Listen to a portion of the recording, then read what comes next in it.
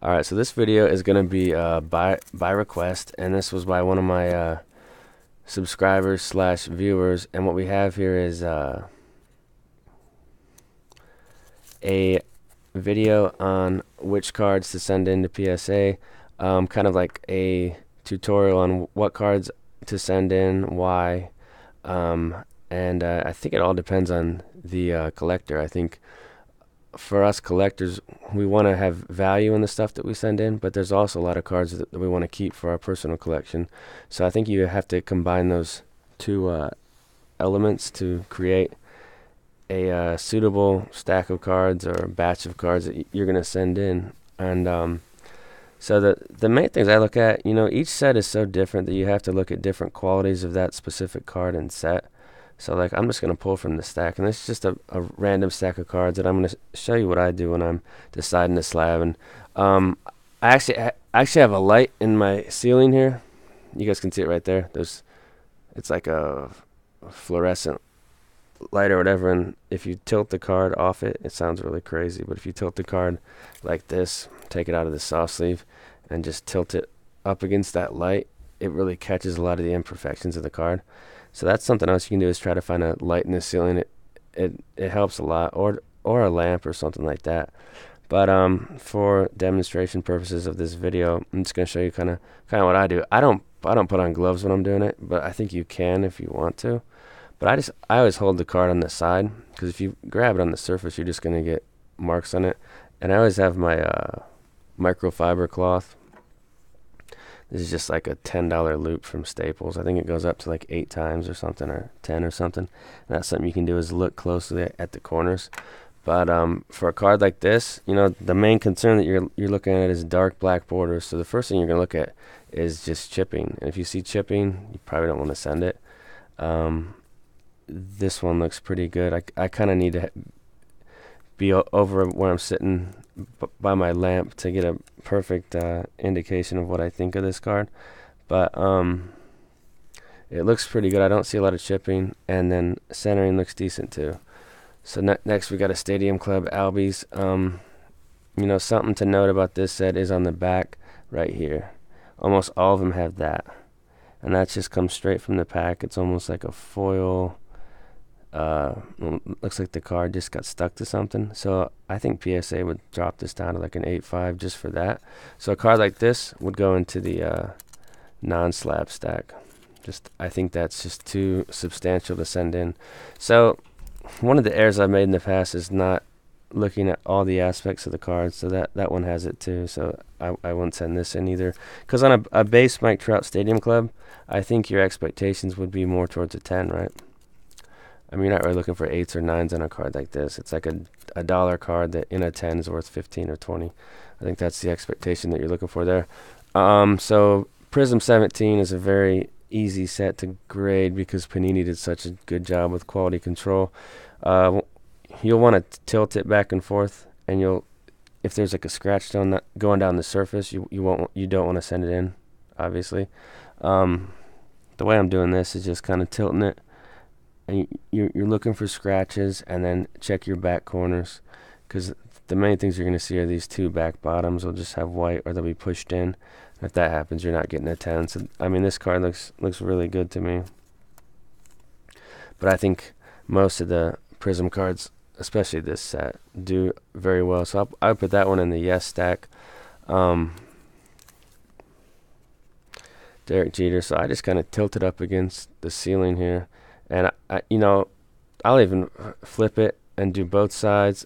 So sometimes I'll go this way just to get a great look at the card. On a card like this, it's a classic junk wax card of Jeter.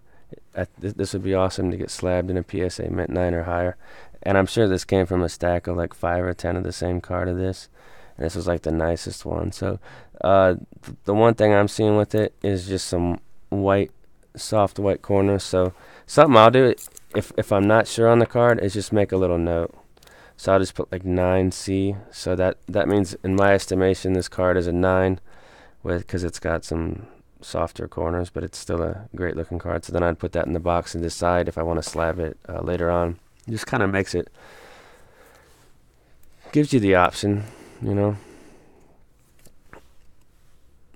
Nolan Arenado Bowman Draft. This set's pretty easy. I already see there's a little push in on this top left corner, and that's just from the ceiling light. It kind of caught that top corner. So this is probably like an 8.5 or 9. I wouldn't want to send in a paper one like this and get that, so I'd put that in the no pile. Let's flip to some different sets here. Okay, here we go. Junk Wax Donruss. So this is kind of one of those sets that I love the slab, but it's very challenging too. So like right off the bat, what's the first thing that you guys notice about this Larkin? It's off-centered, and that's something that I didn't look at closely enough in the past. But for a card like this isn't getting a 10. That's like 65-35. So I would throw that in the no stack that quick, because if it's not centered and you're looking for a 10, you're not getting it. To me, this Donnie Baseball looks centered. Maybe just a tad bit off-center top to bottom, but I think it looks good enough to where it could. So sometimes you can just tell if a card has it or it doesn't. Now, this is a very, very low-end Donnie Baseball, so I think your expectations would definitely be a 10. So I'm going to put that in the yes stack, and I'll take a second look at all these underneath my lamp and with my loop. I just don't know how I can really film that. I think you guys get the picture. Just buy a loop and look closely at each corner and at the card closely. Same set. This one looks off-centered to me too. Not terribly, but it's a little fatter on the right, so I'd probably put that in like the no stack. And then we got the Conseco. I don't even think I would send this in probably. If it was absolutely perfect and it was on a day when I was feeling jumpy, I might send this in, but it looks a little off-centered to me too. See, you're kind of looking for perfection with these older junk wax cards. Let's just get into. Okay, here's another Prism one. So this is Alvin Kamara, and the one thing that you'll notice about these is scratch surfaces. So make sure you're clear on that, and then check your back bottom corner. So this one has a little bit of a push in. Yeah. So this bottom left corner has a little bit of push in, and that just means it's probably not going to get a 10.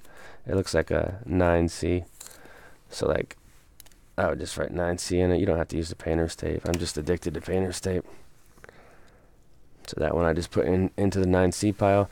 There are cards that I think are 9 pluses, and those are cards that I think could go either way between a 9 or a 10. I just think it kind of depends on the grader and the day on some cards like that. So let's take a look at these Bonds 87 Topses.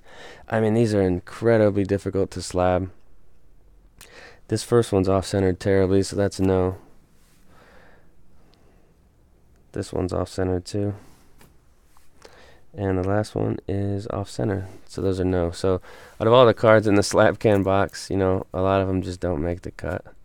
But that's all right. That's why they're candidates. They're not a sure thing. Let's take a look at these 89 Donrusses. These were probably just pulled from a box, so that one's off-centered terribly. And when I'm putting these in the Slabcan box, I just kind of pull it from a pack, and if it's the right player and it looks like it doesn't have a lot of chipping, I throw it into the box. That one looks good. So the only thing I'm looking at here is the centering. That one looks off. That one's off. That one's really close. And then that one is off. So those are all, and it's not like they're terribly off-center, but I think they're enough to where you're not getting a 10. So like these two, if they weren't chipped and I thought they were 10 centering and perfect, I would send them in. I think that one is maybe just a tad bit off-center. It's a little fatter on the right. So I'd probably put that into the 9 pile and just write this on it. That just means it's a little bit off-centered. Just put like the double arrows, and then this one, I would take a closer look at it, and if it looked perfect, I'd probably send that one in. So this is kind of the whole process of doing this. It's not for everybody, but if you like to slab, it's really fun. I'm just getting another batch here of cards to look through. So this is like a clear finish acetate. So the first thing you're going to want to look at is the surface, because if it's scratched up, you're just going to get like an 8 or a 7. And it looks decent. I'll take a closer look at it, but this is a card I would like to get a 10 on. Stadium Club Clear Shots Holt. 87 Donruss. This has to be included. Take a look at your baseball. So you got the one baseball on the side, then your second baseball. On each side, you kind of want to see half the baseball, if that makes sense. So this one's almost centered perfectly. It's a little bit, I don't know, it looks really, really good centering wise. And see, this is one I'd want to take a close look at with the microscope or the loop. Here's a Bo Jackson that's got a little white on the bottom left corner, and it's not centered as nice as the Maddox. So you're looking at like this is probably like an 8.5. I can just tell by looking at them. Bonds 86 Fleer update. This is a really tough set. It's just tough to decipher the 10s on this one. And one other tip is you can go online and pull up some PSA 9s and 10s of the sets you're looking at and just kind of see what they're looking for, and then kind of compare the card that you have. And that'll give you a good indication of, you know, how your card stacks up. That one to me looks great. I'd put that in the pile to examine closer. And then this is a impossible set, but I'm still going to pull a Jeter and get a 10 someday.